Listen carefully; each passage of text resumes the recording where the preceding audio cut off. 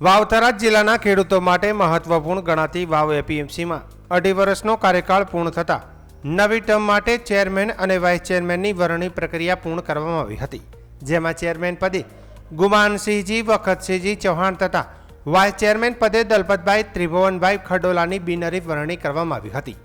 ચૂંટણી પ્રક્રિયા દરમિયાન પાલનપુર જિલ્લા સહકારી રજિસ્ટ્રારના ઇન્ચાર્જ તરીકે મિતેશકુમાર આર ત્રિવેદી ચૂંટણી અધિકારી તરીકે ઉપસ્થિત રહ્યા હતા। તેમની દેખરેખ હેઠળ સમગ્ર પ્રક્રિયા શાંતિપૂર્ણ અને પારદર્શક રીતે સંપન્ન થઈ હતી। બિનહરીફ વરણી થતાં માર્કેટયાર્ડના ડિરેક્ટરો, આગેવાનો અને કાર્યકરોમાં આનંદનો માહોલ જોવા મળ્યો હતો। નવા હોદ્દેદારોએ શુભેચ્છા પાઠવતા આગેવાનોને આશા વ્યક્ત કરી હતી કે તેમના નેતૃત્વ હેઠળ વાવ એપીએમસી ખેડૂતોના હિતમાં વધુ અસરકારક કામગીરી કરશે અને કૃષિ વિકાસને નવી દિશા મળશે। નવી ટીમે ખેડૂતોને વધુ સુવિધાઓ, પારદર્શક વહીવટ અને બજાર સમિતિના સર્વાંગી વિકાસ માટે પ્રતિબદ્ધતા વ્યક્ત કરી હતી।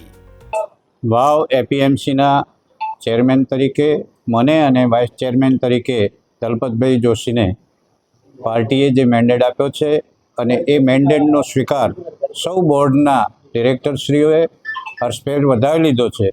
સૌ પાર્ટીના પ્રદેશ અધ્યક્ષ શ્રી આદરણીય વિશ્વકર્માજી, સંગઠન મહામંત્રી આદરણીય રત્નાકરજી, ઝોન મહામંત્રી આદરણીય અજયભાઈ બ્રહ્મભટ્ટ સાહેબ, આપણા પ્રભારી વિશાલભાઈ પટેલ સાહેબ, પાર્ટીના પ્રમુખ ડૉક્ટર નરેશભાઈ ઠાકોર, ત્રણેય મહામંત્રીશ્રીઓ આદરણીય ઉમેદદાનજી, આદરણીય કરશનભાઈ, આદરણીય કમલેશભાઈ અને પાર્ટીના મંડળના પ્રમુખભાઈ શ્રી ભરતસિંહ અને મહામંત્રીશ્રીઓ ઈશ્વરભાઈ અને ધનજીભાઈ, સૌ પાર્ટીના કાર્યકર્તાઓએ આ પ્રદેશ ભારતીય જનતા પાર્ટી તરફ મળેલા મેન્ડેટને વધાવી લીધો છે।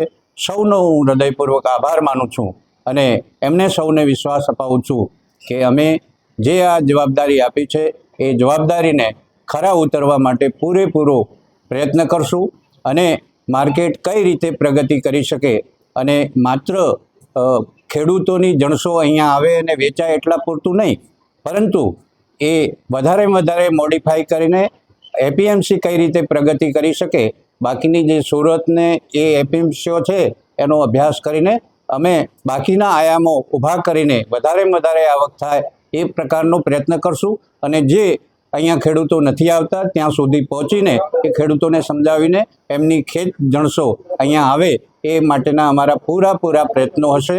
અમે આ શેષ જે ટર્મ છે એને પૂરેપૂરી કાળજીપૂર્વક સૌને સાથે રાખીને, સૌને વિશ્વાસમાં રાખીને આ માર્કેટનો વિકાસ થાય, ખેડૂતોને સારા ભાવો મળે એ પ્રકારે અમારું કામ રહેશે।